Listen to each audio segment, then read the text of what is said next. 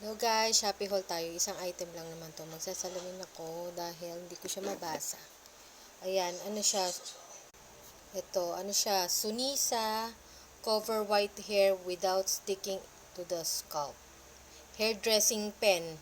Para siyang hair dye siya na stick. Yan siya. May ibang kulay dun guys. May brown, black. Pero pinili namin black kasi yun yung kulay ng buhok ni mama. Para kasi sa kanya to. Ayan, dalawa to. Kaya lang yung isa, pangit yung parang punit-punit. Ito namang isa okay naman. Yan. Actually, yung isa ginamit na ni mama. So, ganyan siya. Parang stick siyang ganyan. Ayan. Para siyang alam niyo yun para siya yung packaging ng clay blush. Ganyan siya. Black. Tapos, insert ako dyan nung clip nung ginamit to ni mama sa kanyang hair kasi hindi pa siya nakapagkulay ng buhok. Actually, yung buhok niya, yung dito sa ibabaw, yung may mga puti-puti kasi kapag humahaba na yung buhok niya, syempre, bumababa na rin yung hair na may kulay. So, yung tuktok, yun yung puti. So, pag hindi pa siya nakakapagkulay emergency, pwede niya to magamit. Ayan. Igaganon niya lang sa buhok. Ito, ginamit niya na to eh. Gaganon lang. Ganyan. Actually, may nabili na ako dati na parang ganito din. Pero ano siya sa lipstick. Nakalagay siya sa parang lipstick. Ito naman, nasa para siyang lalagyan ng parang deodorant. Diba parang ganyan yung deodorant ng Secret dati. Naabutan nyo ba yun? Meron pa rin bang brand na yun, yung deodorant na Secret. Ayan. Tapos, feeling ko mas madali itong gamitin kaysa dun sa parang lipstick kasi mas malaki siya. So, mas madali siyang, at saka flat, mas madali siyang i-glide pag ganun sa buhok. Kaya sabi ko parang mas okay to kaysa doon sa lipstick. Marami na kasi akong na-try na pampakulay ng buhok. Yung pang emergency ba. Yung parang mascara. Na-try din yun ni mama yung gaganon lang. Pero hindi niya na-typean yun kasi matigas sa buhok. Tapos yung lipstick din na-try niya rin. Parang ganito din yun guys. Tapos yung pantaktak, yung parang powder. Yun, kaya lang yun kasi guys, kailangan kapag yung pangtaktak na powder, kailangan dry yung hair nyo. Kasi kapag tinaktak nyo siya na basa pa yung buhok nyo, namumuo siya sa anit kasi basa pa yung anit. Yun yung problema kay mama kasi minsan nagmamadali siya, hindi pa to yung buhok niya, nagtataktak siya. So, nagbubuo yung powder dun sa anit niya.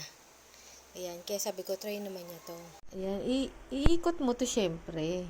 Ano nang ikot ito?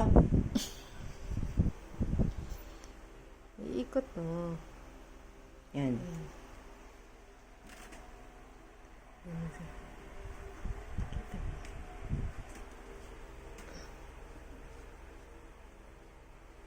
Madali bang gamitin? Oo. Isa sa lipstick. Dapat yung dito.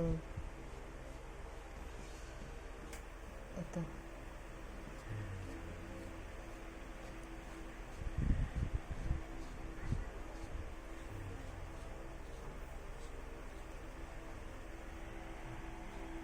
Okay pala.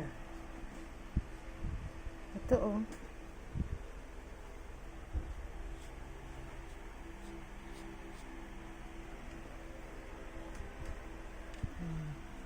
Nalipis na kasi ang hair ni mother.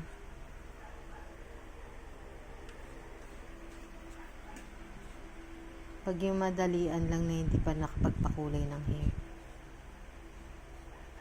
Usually kasi yung buhok ni mama yung maputi yung dito sa tuktok. Pag humahaba na yung buhok niya, lumalabas na yung puting buhok niya. Ayan. Tapos, suklayan mo lang ma. Ito, kita pa? Kita pa? Hindi na. Kaya lang guys, huwag nyong laging hawak-hawakan kasi medyo pumupunta siya sa kamay. So, ayan, nakita nyo yung vinidyohan ko si mama na naglagay siya. Ayan, mas advisable siguro kung may maglalagay sa inyo, may magkukulay sa inyo kasi para hindi kalat-kalat yung pagkaka-apply.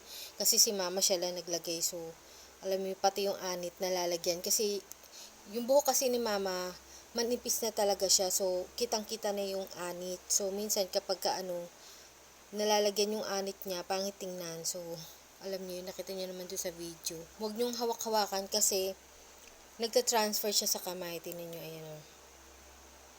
Nagta-transfer siya sa kamay, so, iwas lang hawak-hawak sa buhok kapag meron na kayo. Isa pa guys, kapag magpapalit kayo ng damit, syempre maghuhubad kayo, lalo na kung puti yung damit nyo, I suggest na coveran nyo muna ng hair cap o plastic yung buhok nyo bago nyo hubadin yung inyong damit kasi baka mamantsahan yung inyong mga damit.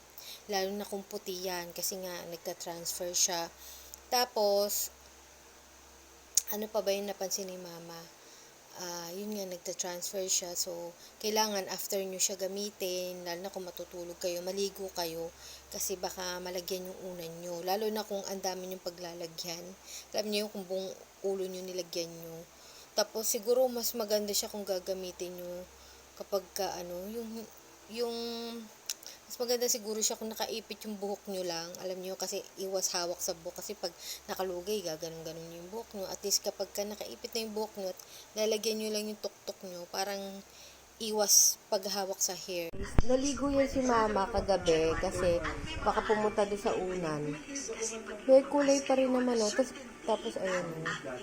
Kahit sinampuhan mo yan makagabi. Sinampuhan nyo. Pero may kulay pa rin. Pero natanggal na yung mga nalagay doon sa anit. Pero yung sa hair, nandun pa. Tapos yun nga, naligo si mama noon. Nakita nyo dyan sa clip, naligo siya. Sinampuhan niya guys yung buhok niya. Na meron pa rin kulay, yung part na buhok. Yung sa may anit na tanggal naman, yung doon sa may buhok, nandun pa rin siya. Tapos sabi niya medyo matigas daw sa hair, yun ang niya, ang kanyang pansin. So, medyo matigas siya sa hair. Kasi, syempre, parang to, cream. So, expect nyo na parang magiging may lagkit factor siya. Kasi, syempre, may ganito. Pero, kung yung tuktok lang naman kasi yung lalagyan nyo, siguro carry naman pagtiisan, diba? Lalo na kung emergency na hindi kayo nakapagkulay. So, ayan. So, yun na lang, guys. Nasa inyo na kung gusto nyo i-try to, guys. Kasi, nakaka-cover naman siya. Yun nga lang. Gandahan lang yung pag-apply para hindi pangit tingnan, hindi malagyan yung anit, kagaya nung nangyari kay mama. Siguro kailangan more practice pa kasi first time niya nilagay ito guys. Siguro next time pag naglagay siya, ako na lang mag-a-apply sa buhok niya para mas hindi messy tingnan. So, ayun guys, ilalagay ko na lang dyan yung exact price and then yung itsura ng shop niya and then yung Shopee link just in case gusto nyo ring i-try itong product na to. So, yun na lang guys. Yun na lang on my next haul. Babushki!